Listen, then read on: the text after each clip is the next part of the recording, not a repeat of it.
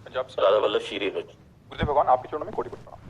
गुरुदेव भगवान पिछले 25-30 सालों से रोज मदिरा मांस का सेवन करता था। 6 महीने पहले आपके दर्शन करके गया, वो सब कुछ छूट गया। आपके दर्शन मात्र से चमत्कार हुआ। अब आपके वचन के अनुसार चलने का निरंतर प्रयास कर रहा हूँ, नाम जप की कोशिश भी कर रहा हूँ। गुरुदेव भगवान, ये मेरे किसी पुण्य कर्म के फल था या कुछ और कारण था? अब आगे क्या भगवान मेरे इसी तरह हाथ पकड़कर अपने तक ले जाएंगे? जब किसी जीव पर भगवान की कृपा होती है, पुण्य से संत महापुरुषों का तो मिलन नहीं होता। पुण्य में इतनी ताकत ही नहीं है। और आप खुद अंदर से बताइए, ऐसा कौन सा पुण्य किया है? नहीं, जब मदिरा पान कर रहे हैं, मांस खा रहे हैं, तो फिर व्यभिचार भी हो रहा है, मानसिक शारीरिक, तो इनमें पुण्य बनने की संभावना तो रह नहीं गई। इसमें कृपा होती। जैसे अपने बेटे को मलिन देखकर माँ जबरदस्ती उसे स्नान गृह में ले जाकर स्नान कराती है, ऐसे प्रभु हमारे पिता हैं, हमारे स्वामी हैं, परमेश्वर हैं, वो हमारी दुर्दशा देखकर कृपा कर दिए और मुझे स्नान गृह में ले आए संत समागम में। संत समागम से हमारा स्नान होता है, हमारे दुर्गुण दूर होते हैं। जैसे माँ मल करके सब जो लगा हुआ मल हटा देती है, ऐसे सत्संग निर्मल करता है। दर्शन से, संभाषण से, स्पर्श से, 3 प्रकार से, और एक आंतरिक संकल्प से, 4 प्रकार से धुलाई होती है। संत का संकल्प हो जाना, दर्शन हो जाना, दरस परस अगनाश बास निज संग करो दिन, 3 मुख हरिजस सुनत श्रवण मानो न त्रपित। दरस जैसे दर्शन हुआ, परिवर्तन। परस उनकी चरण रज छूली या किसी तरह उनका स्पर्श हो गया। और संकल्प, आपकी दशा देख करके हृदय में भाव बना, भगवान इन पर कृपा करें, इनको सद्बुद्धि प्राप्त हो। और प्रवचन, उनके वचन, कान में वचन गए, एकदम मन में आया कि अब लो नशानी, अब ना नशयो, बहुत पाप किया, अब नहीं करूंगा, अब तो सही ढंग से चल। ये धुलाई शुरू हो जाती है। ये कृपा से होती है। जहां कहीं हमने पाया तो कृपा शब्द पाया कि अब मुझे भाव भरोस हनुमंता, बिनु हरि कृपा मिले नहीं संत। और जब द्रवहि दीन दयालु राघव, तो साधु संगति पाइए। जब भगवान जिस पर कृपालु हो जाते हैं, द्रवित हो जाते हैं, तो वो साधु संगति दे देते हैं। साधु संगति से हमारा भ्रम, दोष, मल, जो पाप है, ये तीनों नष्ट हो जाते हैं। और हमारे हृदय में एक जिज्ञासा जागृत होती है, जो अभी आप बोले कि क्या भगवान हमारा हाथ पकड़कर गिरने नहीं देंगे, अब आगे बढ़ाते रहेंगे? यही बात शरणागति पर ले जाती है कि हे नाथ, यद्यपि मैं आपके योग्य नहीं हूं, पर आपने मुझे घसीटा, तो अब मैं आपके शरण में हूं। आपको साक्षी करके अब कोई गलती नहीं करूंगा, नाम जप करूंगा, बस आप संभाले रहना। ये भाव अंदर से रखे तो पूर्व में जितने पाप हुए हैं वो सब भस्म हो जाएंगे। नाम जप से, आश्रय से भगवान के। देखो, कोई भी बात प्रमाणित होनी चाहिए।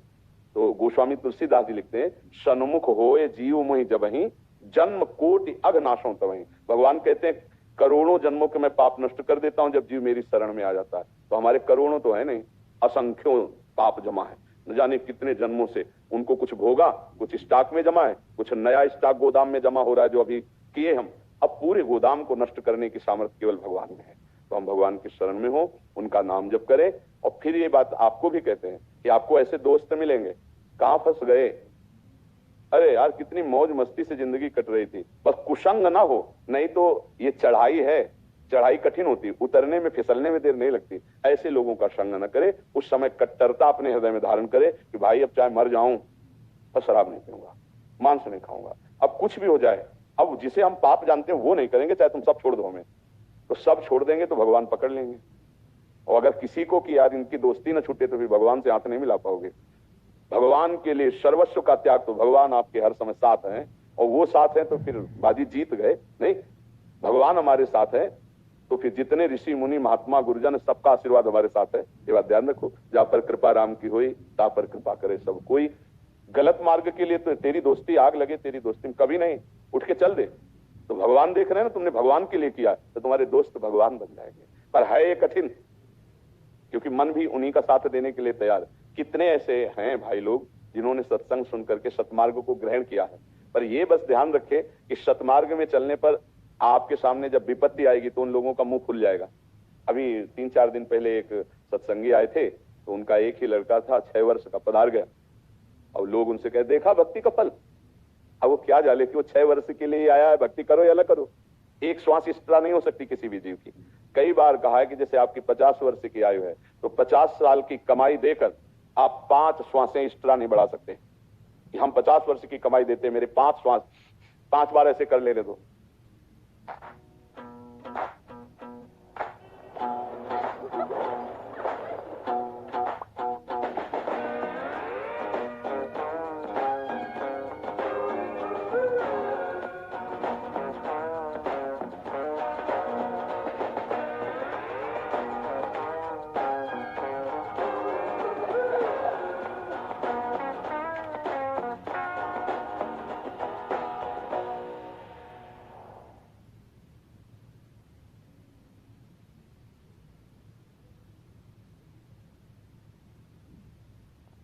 और 50 वर्ष की कमाई 5 श्वासों की कीमत नहीं है। तो आप सोचो कितनी श्वासें आपकी कीमती हैं, और उन श्वासों में अगर आप बोलते हो राधा राधा राधा, कृष्ण कृष्ण कृष्ण, राम हरि, जो नाम प्रिय हो, तो आपकी श्वासें सार्थक हो गए, आपका जीवन सार्थक हो गया। आपका जब शरीर छूटेगा तो आपके रजिस्टर में देखा जाएगा, तो माना गया इतने वर्ष ये पाप किया, इतने वर्ष, लेकिन इसने इतनी बार नाम लिया गुरु का, इष्ट का। अब एक नाम की कीमत पूरा त्रिभुवन नहीं है। जैसे बोला कृष्ण, राम, वाहेगुरु, जो ओंकार, जो भी नाम गुरुदेव ने दिया है उस नाम के बराबर त्रिभुवन नहीं, क्योंकि मायाकृत है और वो सच्चिदानंद नाम है। तो आप जीत जाएंगे, पूरा रजिस्टर आपका काट दिया जाएगा कि इस नाम के बराबर ये सब है। तो सारे पाप नष्ट कर दिए जाएंगे और आपका कल्याण हो जाएगा, आपका मंगल हो जाएगा। हमें लगता है कि थोड़ा कट्टर रहिए। कट्टर का मतलब होता है दृढ़ निष्ठा, कि आप चाहे प्राण चले जाएं हम पिएंगे नहीं हमेशा, क्योंकि आप नहीं पीना चाहते, पर जिस समय सामने आपके दोस्त होंगे और गिलास में डालेंगे, वो सामने दिखाई देगी, तो पूर्वाभ्यास जो पीने का है वो आपको प्रेरित करेगा। तो इसलिए उससे बच जाओगे तो पीछे का सब माफ हो जाएगा। माफ तब होता है जब आज तक किया अब नहीं करूंगा, पक्का माफ हो जाएगा, पक्का क्षमा हो जाएगा हमारे प्रभु की तरफ से। आज कहा आज नहीं करूंगा और 10 दिन बाद फिर किए तो प्लस हो जाएगा, फिर वो भस्म नहीं होगा, फिर प्लस हो जाएगा, क्योंकि तुम अपनी जगह स्थित नहीं रहे। स्थित रहने में ही वो पूर्व का सारा पाप नष्ट हो जाता है। इसलिए सावधान रहना और नाम जप करना। बड़ी कृपा है कि हमें अवसर दिया जा रहा है भजन का, नहीं तो माया ऐसे प्रपंच में फंसाए कि भजन का अवसर ही नहीं है, पूरा जीवन नष्ट हो जाता है। आप देखो ना क्या प्राप्त हुआ इस अभी तक, वही मन है, सच्ची ईमानदारी से देखो, वही चाहते हैं। अगर मन के अनुसार चलो तो जैसा नौजवानी अवस्था में तुम्हारे मन में था वैसा आ जाए, वैसे ही आ जाए। अब इसको मारो, मारने का मतलब इसकी जो तरंगे उठ रही उनको सहो, उसके अनुसार ना चलो तो यही मन तुम्हें भगवान से मिला देगा, और अगर उसके अनुसार चल गए तो यही मन तुम्हें दुर्गति में फंसा देगा। इसी मनई के कहने से तो जेल में सब भर्ती है, जो जितने जेल में है इसी मन के कहने से तो है। मन को बर्दाश्त नहीं, वो मार दिया। मन को अच्छा लगा तो इधर उधर चेष्टाएं कर दी, जेल में है। इसी मन के कारण तो हमारी दुर्गति है, इसी मन के कारण तो हम नाना प्रकार के रोगों से ग्रसित हो गए, क्योंकि इसने ऐसे पाप करवा दिए। अब इस मन को सुधार करना है। मन की जो बात सही हो वो माननी है और जो गलत है वो नहीं माननी है। और ये सामर्थ्य ना मानने की नाम जप से आएगी, दूसरा कोई उपाय नहीं। अगर नाम जप नहीं तो केवल बातों से ये मन रुकने वाला नहीं, जब नाम जप होगा तब आप रोक लेंगे। नहीं, अब वो कह रहा है कि नहीं इसमें बड़ा सुख मिलेगा, राधा राधा राधा राधा, नाम जब चल रहा है वो तुम्हें गिरा नहीं पाएगा। अगर नाम छूट गया तो गिरा देगा।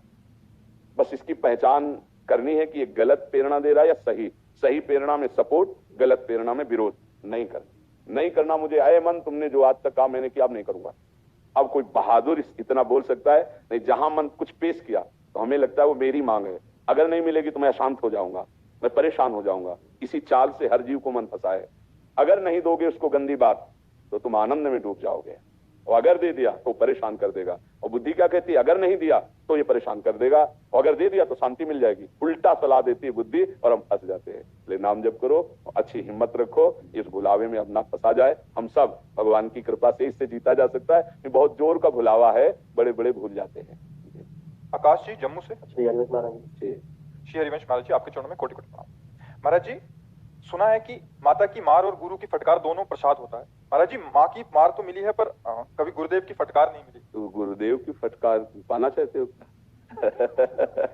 है महाराज जी, काफी जनों का ऐसे जो शिष्य परिकर उनका प्रश्न ये रहता है कि महाराज जी तो बोलते हैं कि गुरुदेव के शासन होना। अगर सत्संग सुनो तो रोज चाटा लगेगा। आप देखो, सुनो एकाग्रता से तो आपको यही लगेगा कि मुझे ही पीटा जा रहा है। गुरुदेव की मार वचनों की होती है, थप्पड़ों की नहीं होती, नहीं ना। वो तो कभी विशेष ऐसे कृपा करके किसी निज जन पर, तो कभी नहीं तो ऐसे वचनों का प्रहार होता है। तो रोज सत्संग में अगर ध्यान से आप सुनोगे तो आपको यही लगेगा कि मेरे विषय में कहा जा रहा है। गौर से अगर आप सुनोगे और जहां आपकी कमी होगी तो वहां चाटा सा लगेगा, पक्का सुनना। तो हमें लगता है कि गुरुजनों के वचनों पर ध्यान दे, उसके अनुसार चले, वही उनका शासन है। अब रही मतलब बाहरी पिटाई की बात, तो अब जैसे आप हैं तो आपने अधिकार जितना दिया उतना आपसे हम बात कर सकते हैं। जिसे गुरु दंड दे दे उसे फिर दंड माया दे ही नहीं सकती है। तो ये जब अत्यंत प्रियता होती है, अत्यंत प्रियता और पूर्ण समर्पण, तब ये लीला होती है कि वो चैला से मारे, वो डंडा से मारे, वो थप्पड़ से मारे। क्यों? अपना पुत्र जैसे होता है ना, वो ऐसा वो अपने पुत्रवत होता है कि नहीं तुम्हारी गलती जरा से भी बर्दाश्त नहीं हो सकती। अब जैसे आप लोग हैं तो आप लोग जितना अधिकार दिए, आप केवल इतना अधिकार दिए कि आप बोलो, हम सुन रहे हैं, जितना मन आएगा हम चलेंगे, उतने ही हम आपको छूट दिए। और जिस दिन ऐसे हो गए तो उस दिन से फिर पूरी लगाम फिर इधर उधर नहीं, फिर जरा चले, हाँ। और भय आपके अंदर सता जाएगा। यदि आपने पूरा अधिकार दे दिया हमें, तो आप देख लेना, आप भयभीत रहेंगे कि कहीं कोई ऐसी गलती ना हो जाए कि गुरुदेव की नजर टेढ़ी हो जाए। यार कभी ऐसा नहीं है। जैसे हम भूमि पे खड़े हैं, कहीं भी चले भूमि पे, ऐसे हमारा कुछ भी हमारे गुरुदेव है। अगर वो, अच्छा वो कभी रुष्ट नहीं होते, पर कीन हो इस कबहू अभिमाना सुख होवन चा कृपा। कहीं ना कहीं कोई त्रुटि हो रही तो गुरुदेव की दृष्टि बदली, वो त्रुटि नष्ट हो गई। जैसी प्रीति होती है ना, वैसा निर्वाह करते हैं गुरुजन। तो अपने लोग देखो, अगर अभी दबका दें, आप सच बिना अपराध के दबका दें, तो आपको ठीक है, फिर आज के बाद हम कभी नहीं आएंगे। आ जाएगा, नहीं आ जाए। और अगर आपका ये कि मेरे जीवन नाथ है, तो वहीं खड़े गेट में रोएंगे कि महाराज जी आप मार लीजिए, लेकिन आप ऐसा न कहिए कि आपके सिवा हमारा कोई नहीं। महाराज जी पक्का कह रहा हूं, आपके सिवा कोई नहीं। ऐसे आप गिड़गिड़ाते मिलेंगे। वो स्थिति फिर अंदर से पकड़ लेती कि ये मेरा है। नहीं तो ऐसे जैसे है ना, 4 दिन तो बहुत प्रेम दिखाने वाले मिलते हैं, बहुत मिलते हैं। और जब हम लोग ये देखते हैं कि हमसे प्रेम करना चाहता है क्या, तब हम लोग वक्र हो जाते हैं।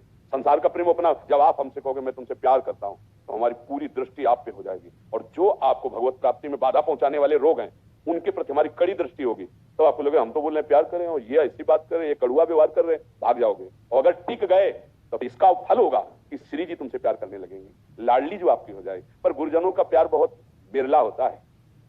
हर सेवा और हर प्यार का फल कड़ुआ मिलेगा।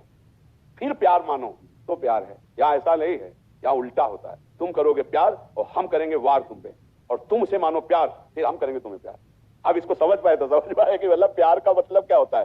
संसार में स्वार्थ को प्यार कहते हैं, और हमारे पास परमार्थ को प्यार कहते हैं। परमार्थ तुम्हें भगवान से न मिला दे तो हमारा प्यार क्या, तुम्हें भगवान से न मिला दे तो हमारा प्यार क्या। हमसे प्यार का मतलब मेरी लाडली जो से प्यार करना, और लाडली जो के प्यार के लायक जैसे माँ सजा के बाप की गोद में बैठालती है ना बालक को, ऐसे गुरु सजा करके इष्ट की गोद में बैठाल देता है। तो इसलिए हमारा जीवन गुरुदेव की आज्ञा पर रहे, उनके अनुसार चले, यही डांट है। नहीं, डांट का मतलब थप्पड़ उप्पड़ मारना तो बाहरी होता है। अगर आपको लगता है मन बुद्धि में डांट दीजिए, हाँ वो तभी डांटा जा सकता है जब हम समर्पित हो जाते हैं। देखो अभी तुम कुछ भी करो तो हमको डर नहीं है, लेकिन ये सोच भी नहीं सकते। ये सोच में क्यों, इनका कोई आश्रय नहीं है, इनका कोई ठिकाना नहीं है। ये हमारे लिए हम बाबा जी बने। अब जब तक आपका अपना अस्तित्व है तब तक प्रभाव नहीं पड़ पाएगा। आप समझिएगा, शरणागति कब तक अर्जुन से भगवान नहीं बोले गीता जी में, जब तक रथ से उतर के साष्टांग दंडवत करके और ये कहा शिष्यस्तेहम साधिमाम त्वं प्रपन्नम, प्रभु मैं आपका शिष्य हूं, आपकी शरण में हूं। अब आप मुझे उपाय बताओ, युद्ध करना श्रेय है या संन्यास लेकर भजन करना श्रेय है। तब गीता जी प्रारंभ हुई ना। महाराज जी एक समाधान और दे दीजिए। महाराज जी आप सत्संग में प्राय कहते हैं कि जो आपसे गलती हो जाती है वो अपने गुरुजनों या महापुरुषों के आगे अगर स्वीकार करते हैं तो वो प्रायश्चित हो जाता है, या वो जो समाधान है भी आए दिन कोई ना कोई हम गुरुदेव के आगे स्वीकार करते हैं। हाँ, उसमें बात यह है कि जो गुरु की छवि आप विराजमान किए हो, तो आप क्या छवि मानते हो क्या, गुरु साक्षात मानते हैं ना। अब देखो